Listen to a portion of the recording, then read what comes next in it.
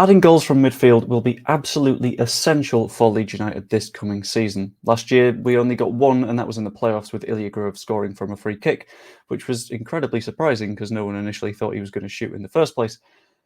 But the White's latest target seems to suit that absolutely perfectly, as Leeds are currently plotting a raid for a wonderkid who plays in midfield who can score plenty of goals for whatever club he's at next season, and I kind of hope it's Leeds United, having had a quick look at him. So in this video, we're going to talk through who exactly Leeds are planning a move for, why exactly he fits that system so perfectly, what could help us to make this deal, how much he might cost Leeds, and ultimately, if it'll happen.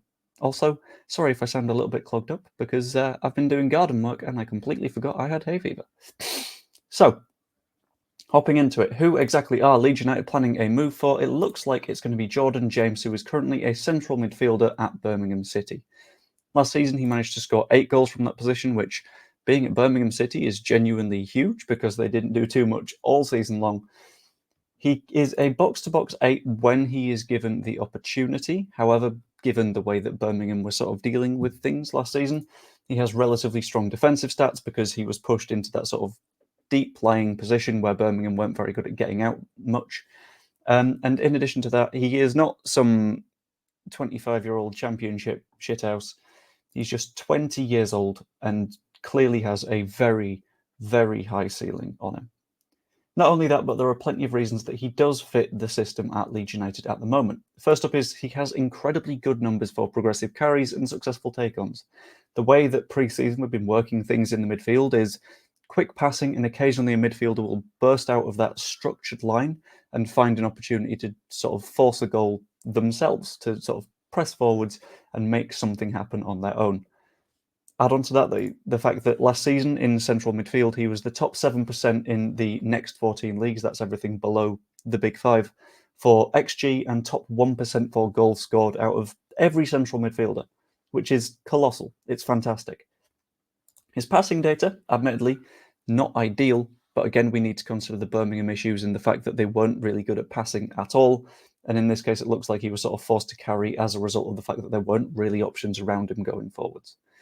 He's someone that I think would add some excellent directness to the side. He looks like the kind of guy that picks up the ball and just thinks, right, I'm going to go now. And that is ultimately what we need in that midfield, because it's what we weren't getting from Glenn Kamara and Ilya Grove throughout bits of that season. And I think he could be very big for the long-term development of this squad, because at the end of the day, if you look at our youth ranks right now, they're fairly depleted. We had a while where we had Somerville down there, we had Strout down there, we had Meslier come out of there, Archie Gray was down in the 21s. And what seems to have happened as of late is things have slowed a bit. And it looks like maybe a little bit of recruitment in younger areas could be good, not to play in the youth team, but to contribute to the senior squad and be there for an extended period of time. And there are a few things that could help us to make this deal too. First up, we need to consider that Birmingham went down last season on the final day of the season. And we know that going down, or even not being able to go up, can be a problem for your squad. This season, we ended up losing Archie Gray to that. Last season, we lost the majority of our squad to that, which is a problem at the end of the day, and is a problem that I think Birmingham might find themselves dealing with, especially when it is a club that makes big losses every single year. I had a quick look at the finances, and I couldn't find the 2024 finances just yet, but in 2022, they lost £25 million. In 2023, they lost £25.3 million. So that number isn't getting better immediately. And I don't know what it's going to look like this season, but that is still a set of numbers that scream PSR issues or financial problems. And that, at the end of the day, means that, like Leeds United were when it came to PSR stuff, they could be forced to sell, or they could risk even more issues, which is bad. Because if that happens when they're in League One and they can't get promoted, then at the end of the day, they could just get stuck there. We've seen that happen to clubs before, and we could see it happen to Birmingham now. Whilst that isn't great, it could be good for Leeds here. Plus, he's in the Wales squad, and those Wales links could definitely help our cause. If he's able to play week in, week out with Ethan Ampadu, Joe Rodon, Dan James, Charlie Crew, make it a fifth Jordan James, that'd be fantastic.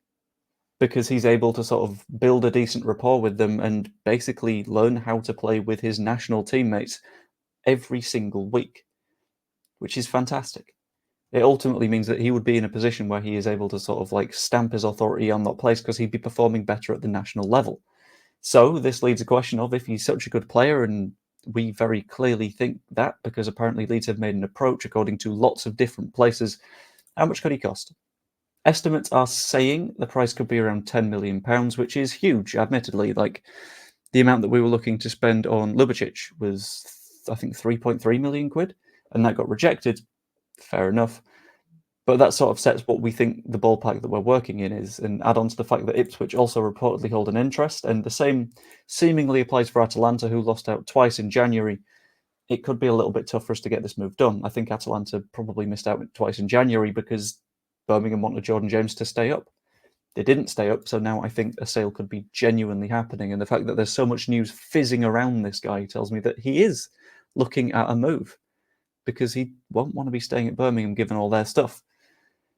So if we're looking to spend £10 million, I feel like that wouldn't be an issue. And in addition to that, wages themselves wouldn't be a huge problem. He's currently on 2k a week, and that is something we can easily match and exceed because we've got far more comfortable finances than Birmingham do at the minute.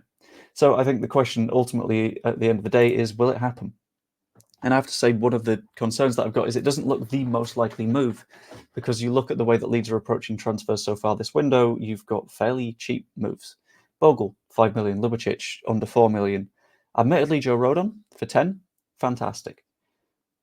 But will we be willing to invest that same amount on someone that is currently in League One, just 20 years old, and had a good season with Birmingham last year? It's a much harder argument to make. And if we do make that move, it could rely a little bit on clever structuring and financial management in like clever ways. So like paying the fee over an extended period, or a bunch of bonuses that depend on his performance, stuff like that. I believe that he will very, very likely want a move, considering both Birmingham's plight and the fact that there is news fizzing around this guy constantly. But I feel it's going to be fairly difficult for Leeds to be the ones to make that happen, considering everything that is adding up at the minute in terms of our existing fees, the other clubs that are interested, and if it turns into a bidding war, it could be fairly tough for us. I think we can match the £10 million, but it's more of a question of strategic direction. Do we want the grizzled Championship guys who will be able to put in a 7 out of 10 week in, week out, or are we a club that right now is going to take a bet on a 20-year-old who had a decent season last year, but we don't know how he looks in a side that is happy to dominate the ball, dominate possession, and hopefully turn that into promotion? You can't really tell. What I think is he's definitely going to move. I'm not sure it's going to be us, but at the end of the day, as always, I want to know what you think. Let me know in the comments down below what you think is going to happen with this move, how much you think Leeds United will be happy to spend on it if it does happen, even if you think we can get that price down, because like there is negotiating room, I feel. Like the video if you enjoyed, subscribe if you haven't yet, even become a channel member. All of the channel membership revenue right now is going towards Prostate Cancer UK. I'm doing the charity walk on Saturday. I'll pop a link to that in the description below as well, in case you want to donate that way. Yeah, hope you enjoyed, and I will see you later. Ta-ra. I've got to go back to doing garden work now. See you later.